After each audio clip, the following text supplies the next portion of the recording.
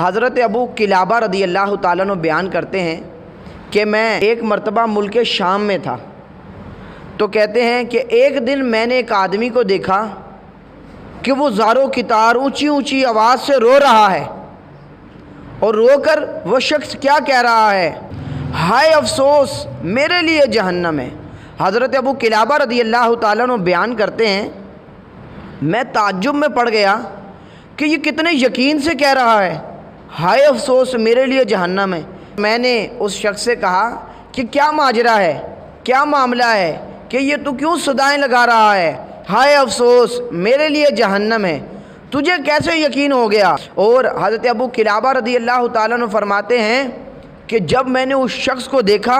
جو یہ آواز لگا رہا تھا ہائے میرے لیے جہنم ہے، تو میں کیا دیکھتا ہوں کہ اس کے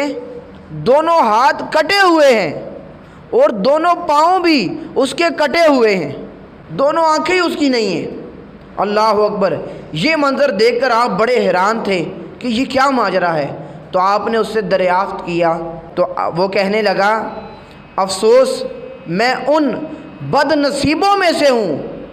میں ان بد نصیبوں میں سے ہوں جو حضرت عثمان غنی رضی اللہ تعالیٰ عنہ کو شہید کرنے آئے تھے، تو میں بھی ان میں سے ایک شخص ہوں۔ وہ کہتا ہے وہ شخص کہ میں جب حضرت عثمان غنی رضی اللہ تعالیٰ عنہ کو شہید کرنے کے لیے بڑھا آگے، ہاتھ میں میرے تلوار تھی، کہتے ہیں ان کی بیوی حضرت عثمان غنی رضی اللہ تعالیٰ عنہ کی مجھے غصے سے ڈانٹ رہی تھی، بول رہی تھی، تو وہ شخص کہنے لگا کہ مجھے حضرت عثمان غنی رضی اللہ تعالیٰ عنہ کی بیوی پر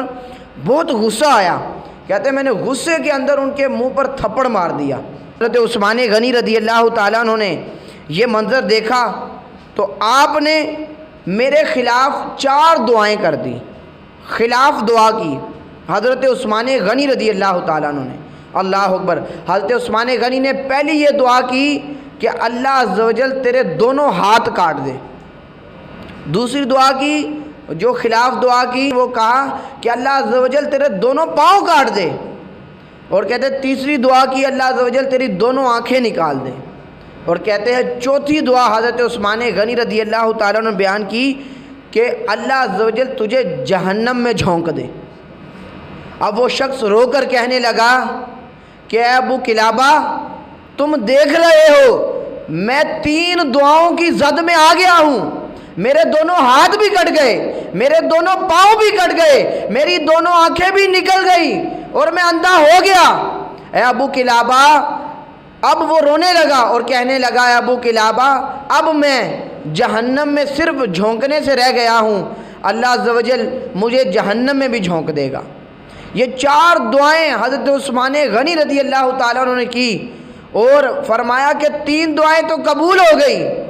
اور چوتھی دعا بھی اب اس کے حق میں قبول ہونی ہی ہے کہ حضرت عثمان غنی رضی اللہ تعالیٰ عنہ نے کی۔ 2 جہاں میں دشمن عثمان ذلیل و خوار ہے، بعد مرنے کے عذاب نار کا حقدار ہے۔ جس نے بھی حضرت عثمان غنی سے بغض رکھا، عداوت رکھی، وہ اس دنیا میں بھی برباد ہوا ہے اور آخرت میں بھی برباد ہوگا۔ اللہ عز و جل ہمیں ایسے لوگوں سے محفوظ فرمائے۔